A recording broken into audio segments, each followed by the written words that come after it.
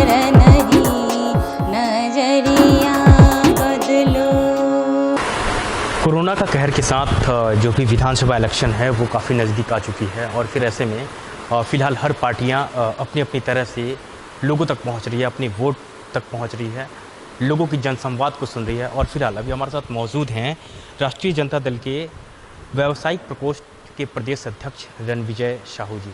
Sahu sir, बहुत बहुत स्वागत आपका नेशनल न्यूज़ में। सर, एक सवाल आता है, जिस तरीके से आपको ये जो पदभार दिया गया है व्यावसायिक प्रकोष्ठ का, तो कितने दिनों से आप इस पद को निभा रहे हैं और फिर क्या नई कॉन्सेप्ट होगी खास कर ये देखिए, पिछले हम 3 महीना से राष्ट्रीय जनता दल व्यवसायिक प्रकोष्ठ के प्रदेश अध्यक्ष आदरणीय नेता, बिहार के नेता प्रतिपक्ष आदरणीय तेजस्वी प्रसाद यादव जी के निर्देश पर हमें बनाया गया है और इसको पूरे प्रदेश में इस संगठन को हम एक नई ऊर्जा देना चाहते हैं, एक नई धार देना चाहते हैं, एक नया जोश उमंग के साथ हम अपने लोगों के बीच जा रहे हैं और निरंतर हम लोगों को जोड़ रहे हैं।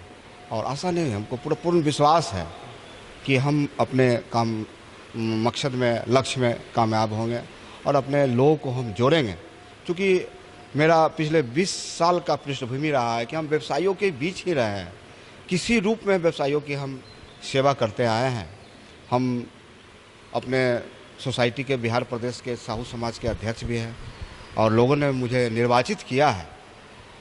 उसको लेकर भी मैं पूरे प्रदेश में हमेशा कहीं भी हमारे समुदाय पर कोई तरह का हत्या, अपहरण, लूट, कई ऐसे गंभीर वारदातें हुई। गया में भी हमारे समाज की बच्ची, उसकी मां के साथ दुष्कर्म हुआ, सामूहिक दुष्कर्म, गैंगरेप हुआ।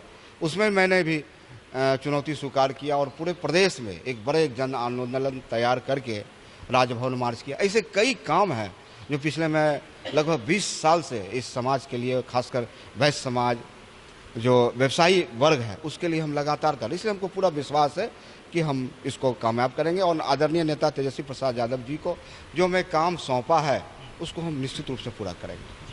एक सवाल आता है, और जिस तरीके से ये जो आप विस्तार कर रहे हैं अपने व्यावसायिक प्रकोष्ठ का, तो खासकर एक वैश्य समाज की बात आती है, तो इसमें किसी अदर कास्ट को भी कुछ जगह मिलने के चांसेस है क्या? ये देखिए, खासकर व्यवसायी प्रकोष्ठ को वैश्य समाज को ही जोड़ने का हमारे जो निर्देश मिला है, उनको अन्य समाज के लोग हैं उनका भी पार्टी में योगदान है, उनके लिए प्रकोष्ठ है, कई तरह के प्रकोष्ठ है, युवा प्रकोष्ठ है, महिला प्रकोष्ठ है, किसान प्रकोष्ठ है, कई प्रकोष्ठ है।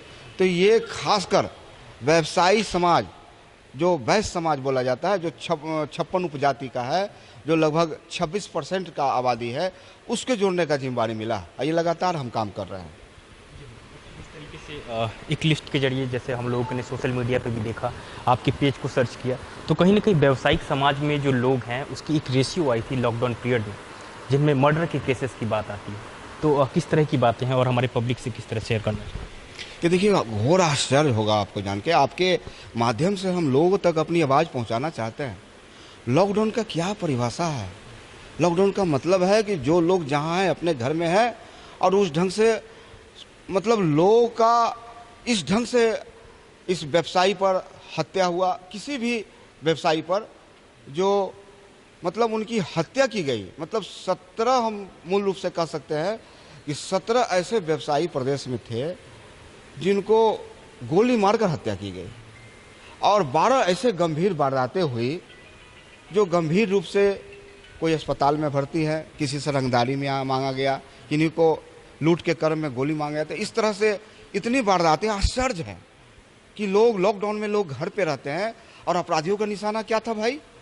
तो अपराधियों का सॉफ्ट टारगेट व्यवसायी समाज, व्यापारी समाज, क्योंकि अपराधी जानता है कि यह कमज़ोर वर्ग होता है और कमज़ोर वर्ग होने के नाते उसको टारगेट करता है और टारगेट करके उसके साथ दोहन, शोषण या हत्या, पैसा की उगाही, रंगदारी की मांग, तो इस ढंग से ही काम करने का आश्चर्य है। मैंने अपने नेता प्रतिपक्ष तेजस्वी प्रसाद यादव जी से भी मिलकर गुहार लगाए, न्याय की बात की। उन्होंने कहा कि निश्चित तौर पे हम न्याय दिलाने का काम करेंगे और आगे भी मैंने महामहिम राज्यपाल जी के यहाँ पोस्ट किया डाक के द्वारा कि इस पर कार्रवाई हो।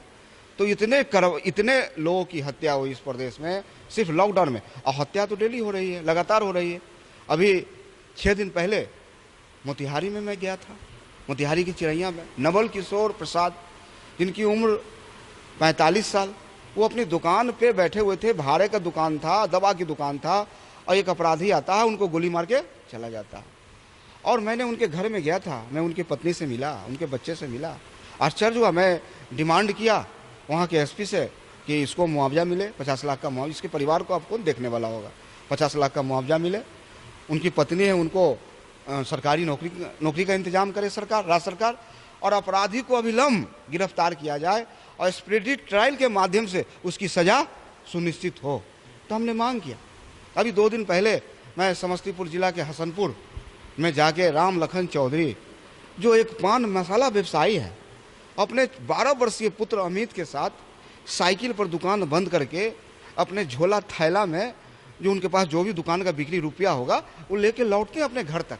अरे क्या अपराध है भाई, 2 अपराधी आए और नकाबपोश मोटरसाइकिल से और उनका रुपया छीन लिए, और रुपया छीनने के बाद उस रामलखन चौधरी जिनका उम्र 50 साल है, उनको गोली मार कर हत्या कर दिया था। मैं उनके घर में गया था, मैं उनकी पत्नी, उनके बच्चे और उनके परिवार का चिक्कार से मैं हिल गया, और वह सहन करने लायक माहौल नहीं था। मैंने कहा और मैंने नेता प्रतिपक्ष से मोबाइल पर उनके पुत्र अमित को बात करवाया। हमारे नेता आदरणीय तेजस्वी प्रसाद यादव ने कहा कि हम न्याय दिलाएंगे, डीजीपी और एसपी से बात करके हम अविलंब गिरफ्तारी कराते हैं, और इसका रिजल्ट हुआ। आज सुबह एक अपराधी पकड़े गए, ये हमारे नेता के प्रेशर से हुआ। तो वहाँ जाने के बाद वहाँ लोगों ने कहा कि अभी तक पुलिस मृतक के आवास पर संवेदना व्यक्त करने के लिए नहीं आई।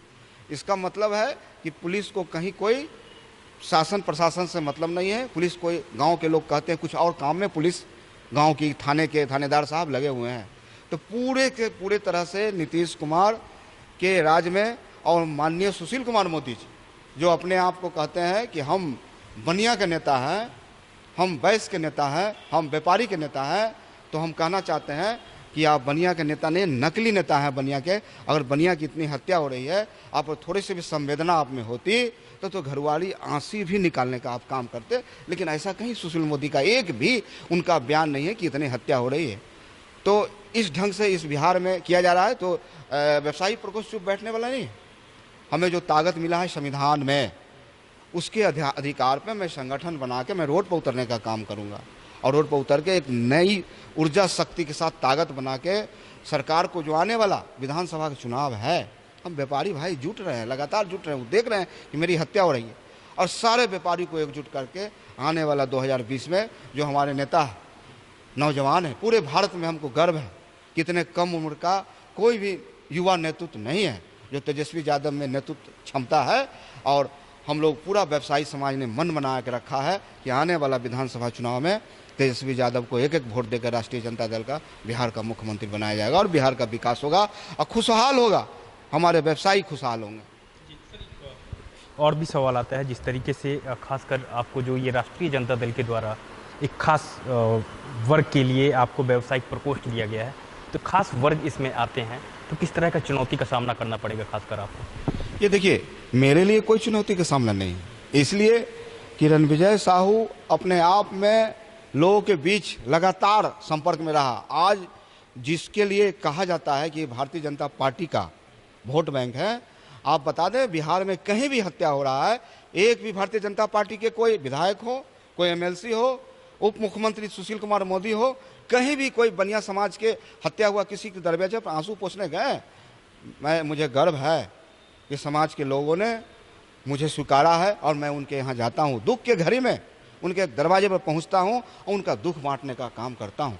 इसीलिए मुझे विश्वास है कि मैं अपने लोगों को जोड़ के, और लोगों को जोड़ने के बाद हम राष्ट्रीय जनता दल में लोगों को रुझान, और लगातार मेरे आने के बाद लगातार राष्ट्रीय जनता दल में लोगों का रुझान बढ़ा है। जो लोग कहते थे कि ये मैं भारतीय जनता पार्टी का मैं फलाना हूँ पदाधिकारी, वो सारे लोग का लगातार मूवमेंट हो रहा है इस पार्टी में। हमें उम्मीद है कि आने वाले समय में एक बड़ी शक्ति राजद व्यवसायी प्रकोष्ठ बनने के जा रहा है। और जिस तरीके से बिहार में नीतीश कुमार की सरकार है, अभी सुशासन की सरकार कही जाती है, तो क्या कहेंगे कि आप लोगों की ये जो राष्ट्रीय जनता दल फिर से विधानसभा नज़दीक है, तो तेजस्वी यादव की सरकार क्या चुनौती दे पाएगी नीतीश कुमार को? निश्चित तौर पे माननीय तेजस्वी यादव जी ने कहा है कि सभी जाति वर्गों को हम इस विधानसभा में भागीदारी देंगे, तो हमारा भी अब बहुत आप पटना जिला में आप देखिए, पटना जिला में ये भारतीय जनता पार्टी के लोग सिर्फ वैश्य समाज को ठगने का काम करते हैं। यही चीज़ तो मैं अपने समाज में जाके लोगों को बीच बताने का काम कर रहा हूँ। आप सिर्फ वोट देने के लिए आपको सिर्फ यूज करने का काम किया जा रहा है। तो इसको समुचित भागीदारी की भी बात तेजस्वी प्रसाद यादव ने किया है और हमें उम्मीद है कि आने वाला विधानसभा चुनाव में हमें भागीदारी मिलेगी और तेजस्वी यादव ही बिहार के मुख्यमंत्री होंगे। जैसे कि आपने देखा हमारे साथ बने हुए हैं रणविजय साहू जी, जो कि प्रदेश अध्यक्ष व्यावसायिक प्रकोष्ठ के हैं, और फिर इन्होंने ये दावा किया कि जिस तरीके से बिहार में नीतीश कुमार की सरकार है और उप मुख्यमंत्री सुशील कुमार पे खासकर उन्होंने निशाना साधा, और साथ ही साथ ये दावा कर रहे हैं कि नीतीश कुमार एक बार फिर से बिहार में नकारे जाएंगे और फिर तेजस्वी यादव बिहार के मुख्यमंत्री होंगे। कैमरा पर्सन दिनेश राजकर, प्रकाश नेशनल न्यूज़ नेटवर्क, पटना।